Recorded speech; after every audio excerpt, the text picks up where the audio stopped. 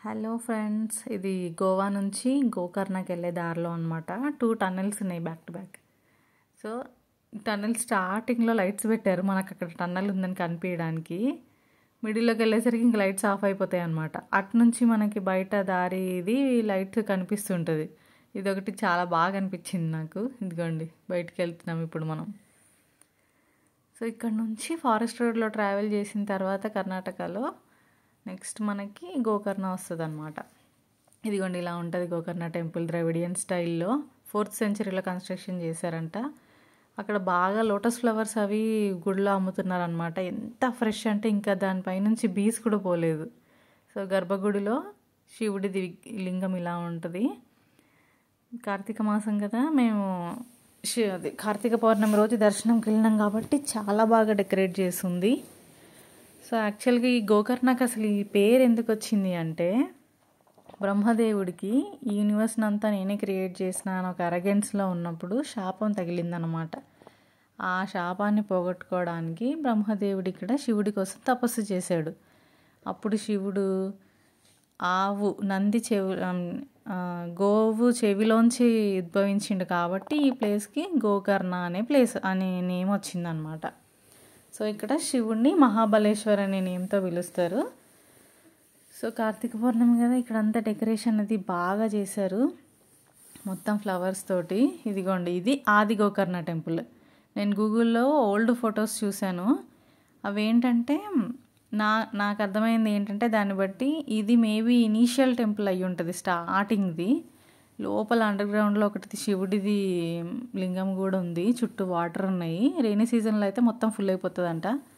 So బయట instructions పెట్టిండ్రు లోపలికి ఎవరు వెళ్ళొద్దు అని. ఇప్పుడు కూడా లింగం మొత్తం నీళ్ళల్లోనే మునిగి ఉంది, కొంచెం బయటికి కనిపిస్తుంది.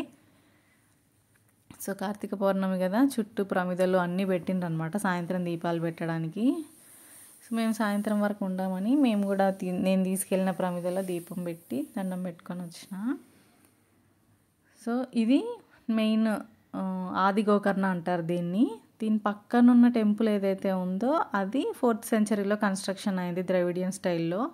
ఇది అసలు యాక్చువల్గా అయితే చాలా పాతగా ఉంది. దీనికి ఈ అడిషనల్గా ఈ స్టోన్ కార్వింగ్స్ ఇవన్నీ యాడ్ చేసినట్టు అనిపిస్తుంది, కొత్తగా ఉన్నాయి అంటే అడిషనల్గా పెట్టినవి. సో దానికి ఎదురుగానే ఇంకొకటి శివలింగం ఉన్న చిన్న టెంపుల్ ఉంది, లోపల మిర్రర్ అది పెట్టి చుట్టూ టేక్ తోటి అసలు చాలా బాగుంది.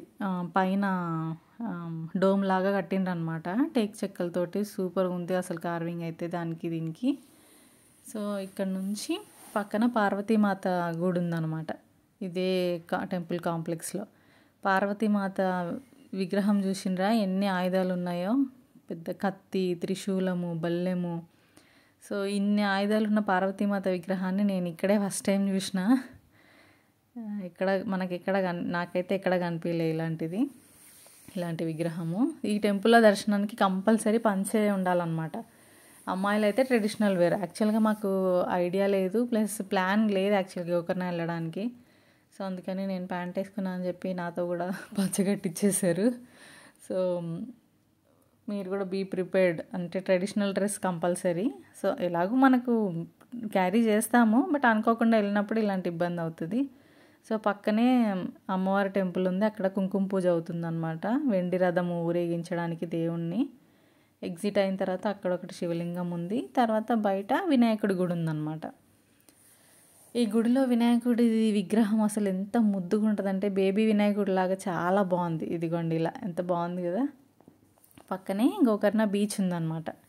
నీట్నెస్ కొంచెం తక్కువే ఉంది కానీ బీచ్ అయితే చాలా బాగుంది కొంచెం ముందుకు వెళ్ళే కొద్దీ. ఇదిగోండి పెద్ద పెద్ద అలలు వస్తున్నాయి ఇట్లా సర్ఫింగ్ చేసేలాగా, చాలా బాగుంది. మనకు తెలియకుండానే అసలు మనం నిల్చున్న కాళ్ళ కింద నుంచి ఇట్లా ఇసుక వెళ్ళిపోతుంది. So nice.